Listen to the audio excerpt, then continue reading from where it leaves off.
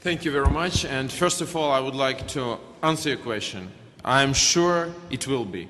I'm sure next Kalinovsky conference, next March, representatives of Free Belarus will be here. Not Free Belarus, but Free Belarus, because what we are looking for in Minsk, this is a kind of national renaissance, and it's one inspiring thing. I saw it in my own country during last 15 years, and it's really very inspiring to see how it is starting now in Belarus. But also I would like to thank Ambassador Pavilionis, you and all your wonderful team for great work, and all Lithuanian state, and really all Lithuanian state for this conference, because you showed leadership. What does it mean, leadership? To start do something which is important right now, which is not done by others. And you started this. This is the first big event about Belarus and situation in Belarus from the beginning of, from the August 9, from so-called presidential elections. And it's extremely important. That's why not only Europeans here, really, Deputy Secretary of the State, Mr. Bigan, is here, and it shows us great significance of what is going on here. It's the first discussion, and probably we will try to find what will be the main, mainstreams during the next months in situation around Belarus. Why it is so important? First of all, it's values. I'm afraid that often we forgot about values. We like to say about them. We work together with Emanuele Zingiris in the Parliamentary Assembly of the Council of Europe, and exactly a year ago, Russian Federation came back to Parliamentary Assembly without any sanctions, and many people did it like this. We don't see anything, we say anything, we want business as usual. Is it about values? No. What is going now in Belarus? It is about values. Because if our values are human rights, democracy, rule of law, we can't just watch at how this mad dictator is killing his own people, and he is dictator. I think also the vocabulary is very important. And after this conference, I would like to ask media, all colleagues, not to call him president, no. Not to call him a so-called president or former president, no. We should call him dictator, because dictator is dictator. And the words, they really mean, and they're really important. So, dictator of Belarus, not Belarus, because people are coming up. And what we saw yesterday, a mad person with rifle, with assault rifle in his hands, in his presidential palace and around it. So who is he? Borrell told and made a comparison with Maduro. So Lukashenko is acting like Lucaduro, and that's what he's doing. And we know the names of the dictators who were doing like this. It's Saddam Hussein, it's Gaddafi, it's Amin in Africa. So sorry, what is the line? And it's going on in the center of the Europe.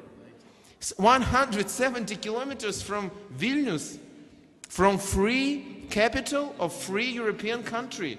And that's amazing. It's something shocking us, and we need to react. So first of all, it's about values, and it's clear. But secondly, it's not only about values. It's also about our future. Today is Ukraine Independence Day, our national holiday. And thank you very much. And thank you so much. It's really very important for all of us. And believe me, I would like to be now in Kiev, but I'm here. Why? Because it's so important.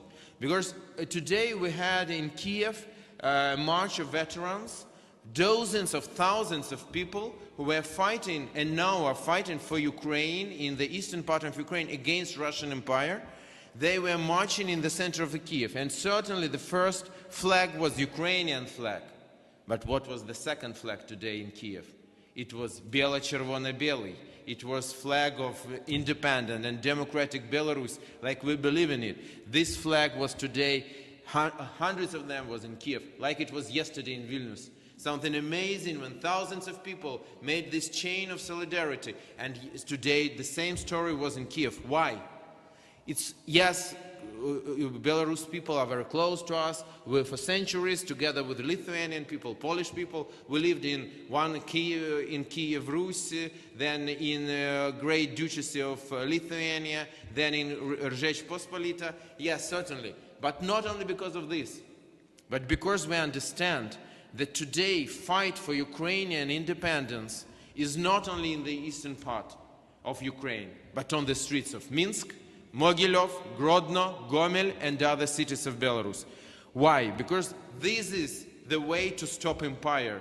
This is the way to get rid of this really last dictator of Europe, like Vladimir told it. Like yesterday, Professor Landsbergis told it. Yes, Vladimir Putin is the last dictator of Europe.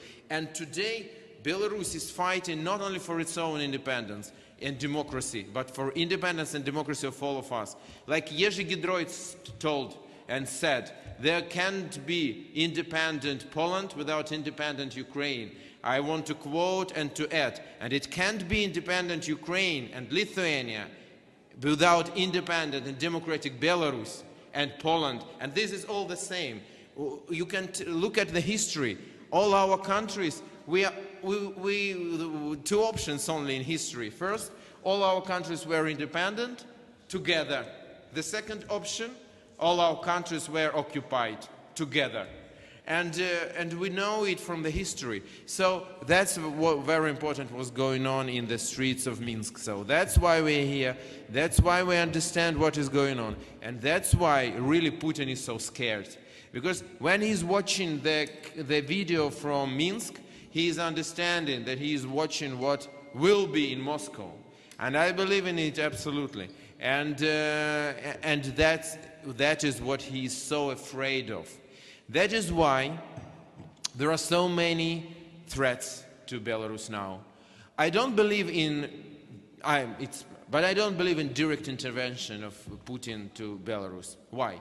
Because 6 years ago, the distance between Russian-Ukrainian border and distance between Russian-Belarus border to Minsk and Kiev is the same. Why Russian tanks did not start their move to Kiev? Because 500,000 people were staying on the streets of Kiev. It's impossible to go by tanks to millions of people. And after yesterday march in Minsk, with hundreds of thousands of people on the street, I don't believe in tanks coming from Russian border. But hybrid Anschluss is very possible. Trying to use Russian propagandists on Belarus state television, trying to use Russian agents in Belarus army and KGB, MVD, and so on. That is absolutely possible. And that is so important. What you asked us, your first question for this part of discussion was, what can we do? We need to press, first of all, our countries for the most possible reaction. You are right, I don't like the reaction of Ukraine for the moment. Now, we have a group for democratic Belarus like you have, and I am head of this group. It's my honor to be. But we made a statement, we made a draft of law and so on. But it is not adopted for the moment. And I don't like it. I want firmer action. I think firmer action can be from all countries which we are represented, including European Union, including yesterday's interview of Mr. Borrell, which is for me a very worrying. Because it was not straightforward enough. It was not strong enough, like we need strong enough reaction. So the first thing, we need to press our authorities, press our countries for the most possible pressure on Lukashenko's regime. And secondly, we need to press all of them for the most possible pressure on Putin. That's very important that Mr. Bigan is flying now from Vильнюсе to Moscow. I hope that this Kalinovsky spirit will give him additional forces to fight there, because we all understand that biggest fight probably will be there. And that's the second thing we should do, and this will help all of us. And in the final of my comment, I just want to tell you, I see that next time in Kalinovsky conference, I would like us to discuss the next thing. The formation of Baltic Black Sea Union of our countries, Baltic states, Estonia, Latvia, Lithuania, Poland, Belarus and Ukraine. Altogether, our countries, we have almost 100 million people population. It's absolutely comparable to Russian Federation already. In all sense, we are in this, but that's our answer. We should be united, we should be strong enough, we should have a special, yeah, you are NATO members, it's great.